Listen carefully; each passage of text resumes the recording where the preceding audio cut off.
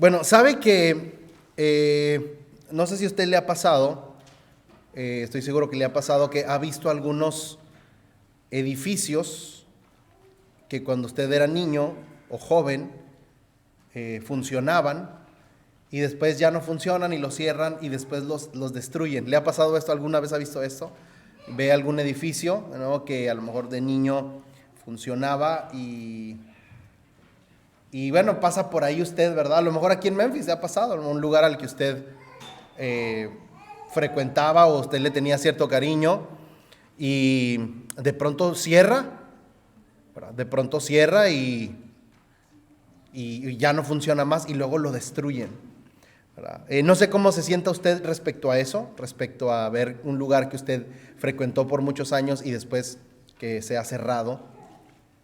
Aquí en Memphis no sé si usted ha visto, cuando anda manejando aquí por Memphis, no sé si ha visto iglesias que han cerrado. ¿Ha visto eso?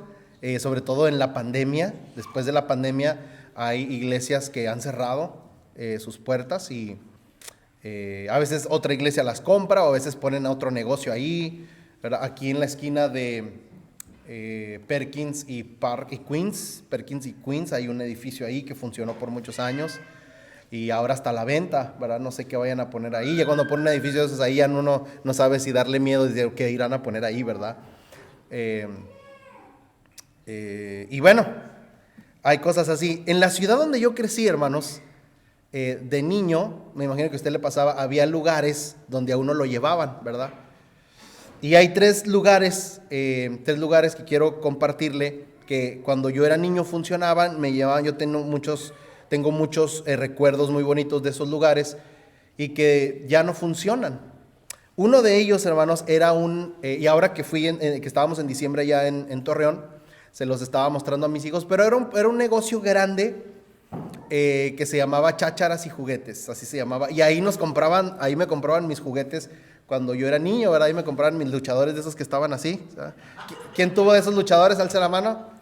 ¿No tuvieron luchadores de esos, hermanos? No, eran lo máximo, ¿verdad? Esos luchadores que estaban así, ahí me los compraban mis luchadores, mi ring, compraba yo ahí mis yoyos, mis trompos y todo eso. Y era un negocio de 3 pisos que era papelería y juguetería y vendían los juguetes más baratos. Cuando yo era niño, pues vivíamos muy al día económicamente, entonces nos compraban ahí nuestros juguetes. Yo era muy feliz con mis juguetes de plástico barato, y ahora, después de unos años, obviamente por cómo va cambiando el mundo, cerró la tienda. Y ahora en diciembre, hermanos, que andábamos caminando por ahí y está la tienda ya despintada, no le han pintado otra cosa encima. Todavía está el mismo letrero que dice Chácharas y Juguetes, pero ya está muy viejo, ¿verdad? Y ahí no funciona nada, es un edificio abandonado. Y yo le decía a mis hijos, miren, ahí me compraron mis juguetes cuando yo era niño. Otro edificio, hermanos, cuando yo era niño era un supermercado que había en México que se llamaba Gigante. Era en la ciudad de Torreón. Mi familia llegó a Torreón como en el 87 y era el único supermercado que había en la ciudad y nos llevaban a ese, era un supermercado así tipo Walmart, y nos llevaban a ese supermercado llamado Gigante y ahí comprábamos todo el mandado de la casa y era siempre ir como toda una aventura, ¿verdad? Ir al mandado en familia y ahora a mis hijos no les gusta ir al mandado. A mí de niño sí me gustaba ir al mandado. Si yo los quiero a ellos hacer enojar, yo les digo, vamos a ir a Sam's. Y, ay, no, pero ¿por qué a Sam's? No sé por qué. Pero a mí cuando me decían de niño, oye, vamos a Gigante, ¿verdad? Y era todo un viaje. Cerró también. Y el tercero y el más importante, hermanos, el Estadio Corona, ¿verdad? Que es el estadio del Santos Laguna, un estadio chiquito, feo, maloliente y en un barrio peligroso. Cabían unos 20,000 aficionados y para hacer un estadio de fútbol era muy pequeño, pero ahí me eché mis mejores porras yo, hermano, ¿verdad? Apoyando al equipo del Santos Laguna. Era un problema porque crecí en la iglesia y el Santos siempre jugaba a las 4 de la tarde el domingo, ¿verdad? Entonces mi papá, allá en México había reunión en la mañana a las 10:30 y en la tarde a las 7 de la noche. Y los verdaderos cristianos iban en la mañana y en la tarde, ¿verdad? Los infieles iban solo en la mañana, ya no volvían en la tarde. Pero los fieles iban en la mañana y en la tarde. Entonces mi papá era el predicador de la congregación, entonces nosotros teníamos que ir a ambos, ¿verdad? Y yo quería ir al estadio, pero afortunadamente, hermanos, el estadio estaba como a unas 10 cuadras del edificio de la iglesia. Entonces iba con un amigo, yo tenía como 12 años, iba con un amigo, apoyábamos al Santos, se acababa el partido y salíamos corriendo a la iglesia, ¿verdad? Nos escondíamos la playera porque como atrás dice Corona y como Corona, la única corona que queremos en la iglesia es la de la vida eterna, ¿verdad?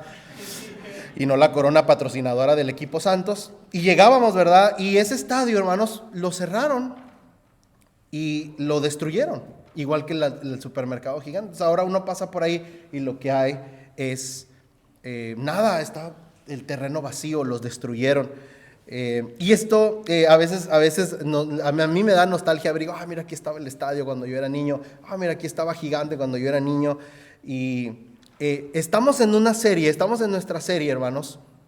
En esta serie, hoy es el último mensaje de la serie que se llama Babilonia. Hemos estudiado varios pasajes del libro de Daniel. El primero se llamó Fuera de la burbuja, ¿verdad? Decíamos que el Señor no nos llama a que vivamos en una santidad así como que allá está el mundo y nosotros acá, sino que vivamos en el mundo y nos mezclemos con el mundo, pero dando luz de Jesucristo, ¿verdad? Hablábamos de que el cristiano no está llamado a ser asustado, a ser espantado de lo que pasa en el mundo, sino a saber lo que pasa en el mundo y dar la luz de Jesucristo. Hablábamos de Daniel cuando fue echado al horno de fuego, hablamos de Daniel cuando lo echaron a la fosa de los leones, hablamos de Daniel cuando apareció la mano en la pared, eso hablamos la semana pasada, y el mensaje de hoy se llama El fin de Babilonia, el final de Babilonia. Y yo le comparto estas cosas de lugares que a lo mejor en nuestra niñez, estas tres cosas que yo le mencioné, seguramente a usted le ha pasado en su país o aquí en Memphis o en ciertos lugares, cosas que estaban ahí ya no están, porque simplemente el tiempo cambió y avanzó y simplemente ya no era funcional. Y esto le pasó a Daniel, hermanos. Ahora Daniel va a experimentar el final de Babilonia. Babilonia va a ser destruida. La finalidad de esta serie es que sepamos cómo vivir como cristianos en un mundo que no es cristiano. Ese es el final, ese es Babilonia. Y Babilonia ahora será destruida. Y yo quiero que abra su Biblia en Daniel capítulo 12. Abra su Biblia conmigo ahí y vamos a reflexionar ahí brevemente. Daniel capítulo 12. Y vamos a ver tres cosas. Y el día de hoy con esto terminamos nuestra serie de Babilonia. Daniel capítulo 12. Dice el versículo 1. En este tiempo se levantará el arcángel Miguel, que hace guardia sobre tu nación. Daniel capítulo 12. Como no lo hubo desde que existen las naciones. Sin embargo, en este momento cada uno de tu pueblo que tiene el nombre, dice, entonces habrá un tiempo de angustia como no lo hubo desde que existen las naciones. Sin embargo, en este momento cada uno de tu pueblo que tiene el nombre escrito en el libro será rescatado. Mire, lo primero que nos dice el capítulo 12, vamos a ver tres cosas rápidamente. Lo primero que nos dice el versículo 12, hermanos, es que los momentos difíciles seguirán aumentando. Y esto es algo que no es ninguna novedad para ti. Así funciona la vida. Los últimos 5 capítulos de Daniel, desde el 8 hasta el 12, lo que vemos son visiones apocalípticas. Visiones que si usted y yo nos ponemos a leerlas, diríamos, ¿de qué habla esto? Que 4 bestias, y habla de un mensajero, y habla de los reyes del norte y del sur, capítulo 10, y en el capítulo 12 llega y dice, seguirán aumentando, versículo 1, los momentos difíciles. Entonces, obviamente no es nuestro propósito entrar a analizar cada una de las visiones de los últimos 5 capítulos, pero sí recordar en el versículo 1 que lo que quiere, en resumen, lo que nos dice el libro de Daniel con todas estas visiones, es que el pueblo de Dios será perseguido. El pueblo de Dios representará una resistencia y que los momentos difíciles seguirán aumentando. Y esto es algo que debemos saber. Siempre ha habido momentos difíciles, siempre hay momentos difíciles y siempre habrá momentos difíciles porque la vida es así, hermanos. ¿Cierto o no? Usted sabe, llega una edad, en la edad adulta, en que usted se da cuenta que entre más pasa el tiempo, más difíciles son las pruebas, ¿sí o no? Cuando usted era niño o era joven, nos ahogábamos en a lo mejor, como dicen, en un vaso de agua, ¿verdad? Decíamos, no, es que estoy bien mal. A veces yo escucho a mis estudiantes, yo tengo varios años dando clases y los escucho y les digo, me dicen, no, es que estoy bien estresado. ¿Por qué? Porque tengo examen el viernes y como dijo aquel comediante, me dan ganas de decirle, ay, mi hijito, ¿verdad? La gente, estoy bien estresado, casi me quiero cortar las venas porque tengo examen el viernes, ¿verdad? Y yo le digo, ¿cómo extrañamos estresarnos por un examen el viernes? ¿Sí o no? ¿Verdad? Ojalá esos fueran los... Yo pienso, ¿verdad? Deja que seas más adulto y vas a ver las dificultades que la vida tiene. Yo extraño el estrés de estudiar los viernes, ¿verdad? De tener exámenes, porque conforme va pasando la vida, van aumentando las pruebas. Y luego tenemos hijos chiquitos y decimos, ay, no hay yo qué hacer con mis hijos. Y los que tienen hijos jóvenes dicen, ay, hijito, deja que crezcan, ¿verdad? Deja que sean adolescentes y vas a saber lo que es, y vas a extrañar. Anda, mire, Katia dice que sí, ¿verdad? Sí, esos muchachos se ven muy buenos, pero bueno, ese es otro tema. Pero decimos, ¿verdad? Los que tenemos chiquitos, no, mis hijos, ¿y qué hago con ellos? Y no sé qué. Y los que tienen hijos jóvenes dicen, extrañamos el desafío de cambiar el pañal, ¿verdad? Ahora son otros desafíos. Y claro, no menospreciamos las pruebas de otros. Cada quien recibe las pruebas de acuerdo a su nivel, a su tiempo. Y así van pasando los años y las pruebas, los momentos difíciles van aumentando. Déjame decirte varias cosas. En primer lugar, vamos a experimentar cosas que ni nos imaginamos.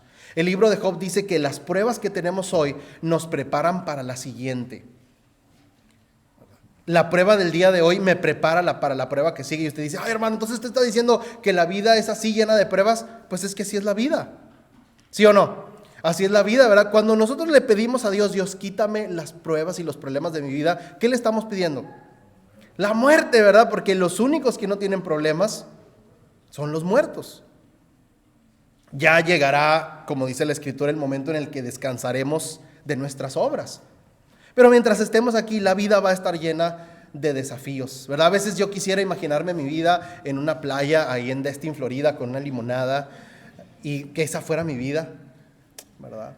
Pero no, hermanos, la vida no es así. Yo creo que después de ahí, de un día ahí, nos aburriríamos y buscaríamos algún problema para tener, ¿verdad? Porque la vida es así, llena de momentos difíciles. En segundo lugar, mira lo que dice el verso 3. Me encanta lo que dice el verso 3 en cuanto a las pruebas. Dice, en las pruebas, fíjate, los sabios resplandecerán tan brillantes como el cielo, y quienes conducen a muchos a la justicia brillarán como estrellas para siempre.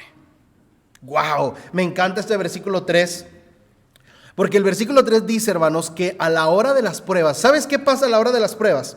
¿Sabes qué pasa a la hora de las dificultades? Los sabios brillan en su sabiduría. Y los necios brillan en su necedad. Hermanos, porque mostrar madurez y mostrar sabiduría cuando no hay dificultades es fácil. Estar tranquilo, dirían ahora, ser inteligente en tus emociones, es fácil cuando no hay dificultades. El verdadero desafío es cuando se nos aprietan las tuercas, la vida nos aprieta las tuercas. Ahí es donde el versículo 3 nos invita a que nuestra luz, nuestra sabiduría brille en los momentos de dificultad. Yo le pido a Dios de verdad que cuando la vida nos apriete, nuestra sabiduría brille. Porque dos cosas pasan con nosotros cuando la vida nos aprieta el cuello. Nos alejamos de Dios o nos acercamos a Dios. ¿Brilla nuestra sabiduría o brilla nuestra necedad? Uno da a conocer sus verdaderos colores, su verdadera esencia, cuando la vida nos aprieta, cuando los problemas vienen. Hermanos, y no lo digo para que nos juzguemos, porque de verdad hay dificultades en la vida que, valga la redundancia, son muy difíciles. Y no quiero dar un discurso reduccionista ni simplista diciendo, hermano, échele ganas y sea feliz. No, porque las dificultades son eso, difíciles en la vida. Pero sí, hermanos, ojalá que las dificultades nos lleven a que nuestra sabiduría, como dice el versículo 3, brille. A la hora de los trancazos, que nuestra sabiduría brille. Número 2, lo segundo que nos enseña este capítulo, hermanos, es que siempre habrá cosas que no podemos entender. Siempre habrá cosas que no podemos entender. Mira el versículo 8, dice, fíjate bien, dice, Daniel dice, oí lo que dijo, pero no entendí el significado. Entonces le pregunté a mi Señor, ¿qué significa esto? ¿Se fija el versículo 8? Le pregunté, primero, no entendí nada. Fíjese, déjeme decirle esto. Estamos hablando de un hombre que pasó por muchas pruebas. Toda nuestra serie vimos las pruebas de Daniel. Todo lo que pasó es un hombre anciano que está próximo a morirse.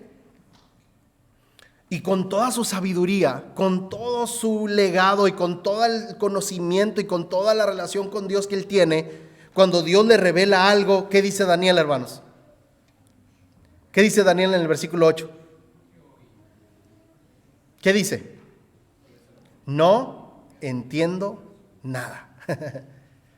Dice, oí lo que dijo, pero no entendí. No entiendo lo que me está diciendo el Señor.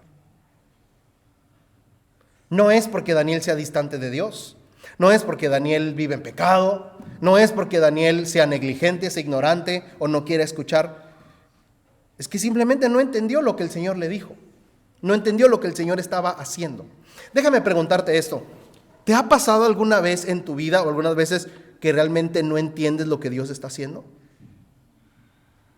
¿Te ha pasado en tu vida eso? ¿Te ha pasado en tu vida que no entiendes lo que Dios está haciendo contigo?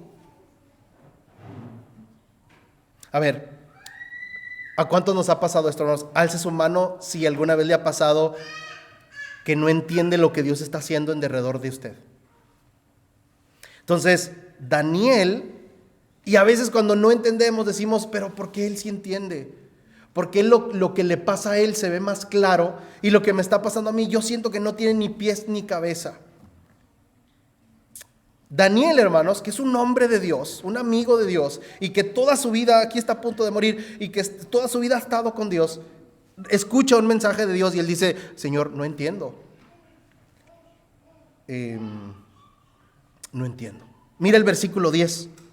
Mediante estas pruebas, muchos serán purificados, limpiados y refinados. Sin embargo, los perversos seguirán en su perversidad y ninguno de ellos entenderá. Solo los sabios comprenderán lo que significa. ¿Qué nos enseña el versículo 10? ¿Qué es lo que no entiende Daniel? Daniel no entiende el porqué del sufrimiento, el porqué de las injusticias. Déjame te pregunto, ¿tú sí entiendes por qué, hermano?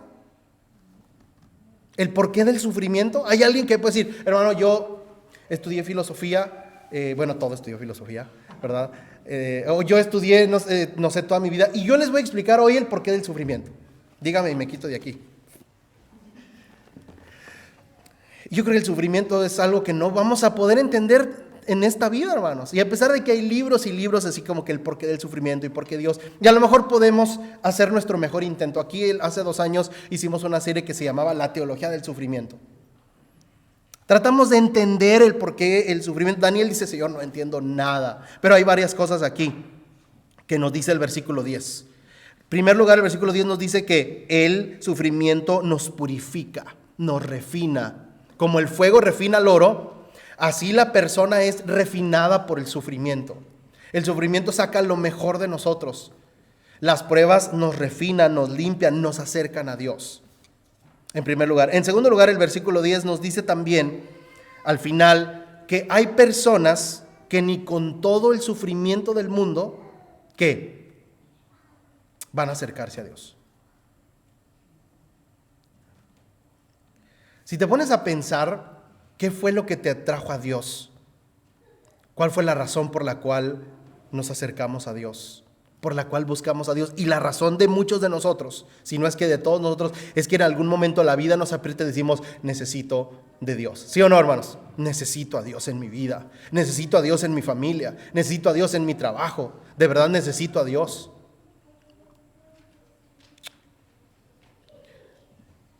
Pero hay personas, hermanos, que podemos sufrir y tener situaciones, a veces que nosotros mismos nos buscamos, a veces que simplemente vienen en la vida y decimos, ay, necesito a Dios.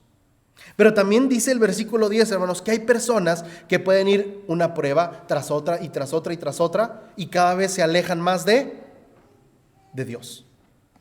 Dice el versículo 10, habrá gente que nunca se arrepentirá.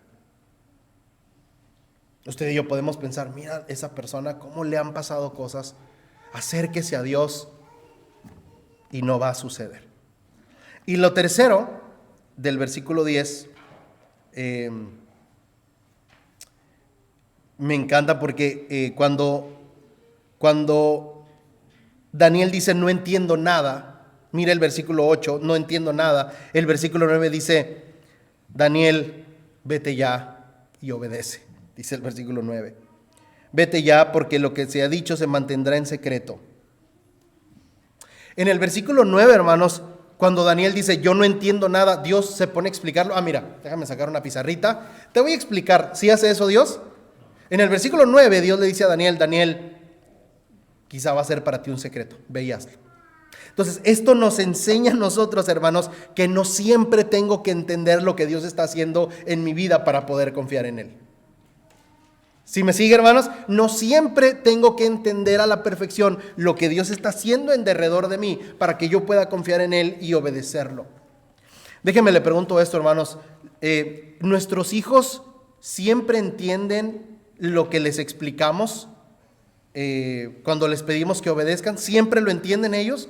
No siempre lo entienden, hermanos. Cuando usted era hijo y su papá o su mamá le decía, hija, no salgas porque es que está peligroso afuera, ¿usted lo entendía? No lo entendía. Usted decía, ay mamá, no pasa nada. Luego allá ponchado pidiendo ayuda. No, que no.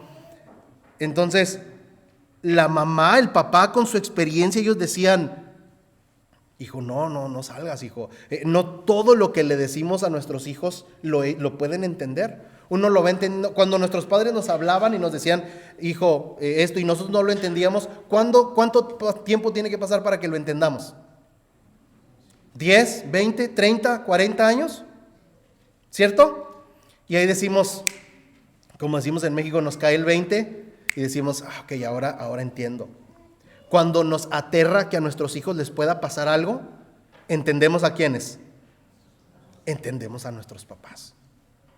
Cuando nosotros estamos luchando tanto por acabar el mes con nuestras finanzas, ¿a quiénes valoramos? A nuestros papás. Y decíamos, seguramente ellos así luchaban también. Es más, quizá ellos tenían menos que nosotros allá en nuestro país. Y empezamos a entender. Entonces, no siempre lo que se nos dice lo entendemos. Pero igual necesitamos confiar. Dios no espera que Daniel, versículo 9, entienda todo lo que Dios está haciendo con él. Pero Dios espera que Daniel confíe en Dios. Hermano, tú y yo no tenemos que entender toda la teología para poder confiar en Dios. No tenemos que entender e interpretar toda la Biblia para poder confiar en Dios. No tenemos que entender todo lo que sucede a nuestro alrededor para poder confiar en Dios. No necesitamos eso. Quizá es bueno intentarlo, hermanos. Yo soy fan de la teología, de hablar, de investigar. Yo creo firmemente que la fe no debe ser ciega, que debemos entender algunas cosas. ¿Usted sabe eso? Por eso nos damos a la tarea de estudiar de la palabra, de investigar, de indagar, de profundizar. Pero llega el punto, hermanos, en donde como el versículo 9 no vamos a poder entenderlo y de ahí en adelante confiamos, bueno, no entiendo esto, no entiendo lo que Dios está haciendo conmigo, pero voy a confiar en el Señor. Yo quiero preguntarte si tú estás dispuesto a hacer eso esta mañana. De aquí en adelante en tu vida decir, no siempre voy a entender lo que Dios está haciendo conmigo, pero voy a confiar en Dios. ¿Quién dice amén? Pero no están como convencidos. ¿Quién dice amén? Amén? No siempre voy a entender lo que Dios está haciendo a mi lado. No siempre voy a entender lo que está pasando en mi vida. Pero algo que sí puedo hacer siempre es confiar en Dios. Quiero terminar esta mañana diciéndote que, recordando cómo al principio te hablaba de algunos lugares que destruyeron cuando yo era niño, que los cerraron y los destruyeron. Y déjame decirte, hermanos, que los cerraron, pero abrieron otros que ahora me gustan más. Que a lo mejor no tengo la historia con ellos de cuando era niño, pero en nuestra ciudad cierran algunas cosas, pero abren tiendas más grandes, abren tiendas más modernas, abren tiendas más bonitas. ¿Usted se acuerda cuando cerraron la Michoacana en la Summer? ¿Se acuerda cuando la cerraron temporalmente? Alza, hermano, ¿quién va a la Michoacana en la Summer? Ahora nadie. Yo siempre me los encuentro ahí a todos, pero bueno. ¿Quién va a la Michoacana en la Summer? ¿Se acuerda usted que hace unos años, hermanos, la cerraron? Hace como unos 5 o 6 años, la cerraron. Y uno decía, la Michoacana, no, yo no quiero ir al Men Pops porque no saben a nada de esas paletas. Y la cerraron, hermano, y uno decía, ¿y ahora qué vamos a hacer? ¿Dónde me voy a comprar mis nachos con jalapeño? Porque en los otros lados no le ponen nachos. Pero unos meses después nos dimos cuenta que el dueño había comprado toda la planta de al lado para hacerla, ¿qué? Para hacerla grande, y la remodeló. Y cuando la reabrieron dijimos, gloria a Dios, ¿verdad? Porque la Michoacana cerró porque compró el de al lado y ahora es mucho más grande. Esa Michoacana que usted ve ahora es la nueva. Antes estaba en un cuadrito ahí al lado. Eso es lo que sucede, hermanos, y eso es lo que el Señor promete hacer una vez que destruyó Babilonia, que le entregó a Babilonia en las manos de sus enemigos. Mire el versículo 13, el último versículo de Daniel, dice: en cuanto a ti, sigue tu camino hasta el final, descansarás, y entonces al final de los días te levantarás para recibir la herencia que ha sido guardada para ti. ¿Qué le parece esta promesa? ¿Qué siente usted con esta promesa? Sigue tu camino hasta el final. Descansarás y entonces al final de tus días te levantarás para recibir la herencia que ha sido guardada para ti. Déjeme, te vuelvo a preguntar, ¿qué sientes tú al leer esta promesa, hermano? Sigue tu camino hasta el final. Palabras del libro de Daniel, de Dios a Daniel y para nosotros. Y un día te levantarás y recibirás la herencia que Dios ha guardado para ti. Mira el versículo 2. Se levantarán muchos de los que están muertos y enterrados, algunos para vida eterna y otros para vergüenza eterna. El final de Babilonia, hermanos, no es el final de la vida. El final de Babilonia es cerrar un lugar que Dios destruyó porque Él está preparando un lugar mejor. ¿Sí entiendes eso, hermanos? Dios está cerrando un lugar, cerrando Babilonia porque está preparando un lugar mejor. Déjame decirte, terminar la historia de Daniel diciéndote que Daniel fue un joven que llegó más o menos de 13, 14, 15 años a Babilonia con el sueño, era un joven judío, un joven hebreo, con el sueño de volver a Jerusalén algún día. Daniel nunca volvió a Jerusalén. Daniel murió en Babilonia. Y yo estoy seguro, hermanos, que Daniel se murió con el deseo de volver a su tierra y verla algún momento, pero no lo pudo hacer. Pero Dios le dice a él, pero mira, en cuanto a ti, a lo mejor no vas a poder ir a comerte un shawarma judío allá a tu tierra, ¿verdad? Eso es tu comida que te gusta, ver tu tierra, pero yo estoy preparando para ti una nueva creación. Estoy preparando para ti la vida eterna. Estoy preparando para ti un lugar que no se compara a volver a tu tierra. Yo sé, hermanos, que muchos de nosotros que estamos aquí, a lo mejor tenemos en nuestro corazón volver a nuestra tierra. Yo no sé si el Señor nos lo vaya a permitir o no. Yo sé que hay muchos de ustedes que tienen años sin ir a su tierra. A lo mejor sueñan con ir a su tierra. A lo mejor sí va a pasar y a lo mejor no va a pasar. Pero tú debes saber que hay algo mejor que volver a tu tierra. Yo quiero que tú creas eso esta mañana, que hay algo mejor que volver a tu tierra, que es la nueva creación eterna que el Señor tiene preparada para ti. Ir a la nueva creación de Dios, ir a la eternidad con Dios, es algo 1000 veces más hermoso que el hecho que tú puedas volver a tu tierra. ¿Quién dice amén? Yo sabía que ese amén nos iba a costar porque queremos volver a nuestro terruño, hermanos. Daniel soñaba con eso. Yo de verdad le pido al Señor que te permita volver a tu tierra. Comerte una buena baleada de huevo, ¿verdad? Que el Señor te permita comerte unas pupusas allá en tu tierra, está bien, ¿verdad? Unos completos como los de anoche, pero en Chile, imagínense, ¿verdad? Ojalá que el Señor o unos tacos en México, hermanos. Los tacos en México son gloriosos, pero ya me está dando hambre, esa es otra historia. Pero si no lo permite Dios, si Dios hace en nuestra vida como a Daniel, el Señor tiene algo mejor para ti, que es la vida eterna. es la vida eterna.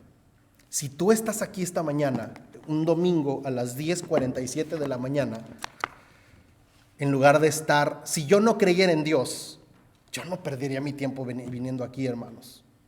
Ahorita hay buenas películas ahí en Netflix que tengo pendientes ver. Pero si tú estás aquí un domingo a las 10:47 de la mañana, es porque yo estoy seguro que crees en la vida eterna. Que crees que la vida no se acaba con estos 70 años. ¿Se acuerdan lo que decíamos el domingo pasado? ¿Cuánto vive una persona? 70, y los que no comen harina y azúcar, ¿cuánto? 80, ¿verdad? Eso dice el Salmo, ¿verdad? El Salmo 90, creo es, Salmo 90. Lo leíamos la semana pasada. No dice lo de la harina y el azúcar, no lo voy a ir a buscar al Salmo. Pero dice, los hombres viven unos 70 años. Estos 70 años son nada a comparación de la vida eterna. Si tú estás aquí un domingo en la mañana, si tú y yo estamos aquí, es porque creemos en la vida eterna. Creemos que Babilonia será este mundo que tanto amamos. Debo confesar, yo amo este mundo. Me encantan los edificios, me encantan los carros, me encantan las cosas, me encanta ver la televisión. Muchas cosas de este mundo me gustan. No creo que sea pecado que me gusten las cosas de este mundo, pero sí yo debo entender que estas cosas un día se van a acabar y que hay una vida que va a venir por la eternidad, que no se acaba. Y esa es la esperanza del cristiano y esa es la razón por la que estamos aquí. Cuando viene el fin de Babilonia, cuando Dios destruye esto que amamos, es porque Él está preparando algo mejor. Y yo quiero que hoy, en esta mañana, a partir de hoy, o si tú ya lo tenías, que tú recuerdes esto, que tú te vayas siempre confiado de que el Señor te quiere dar la vida eterna, que el Señor te está construyendo un lugar para ti. ¿Cuántos creemos en esto? ¿Sí creen esto? ¿Cuántos decimos amén a la vida eterna? Amén. Que Dios les bendiga. Vamos a estar de pie, hermanos.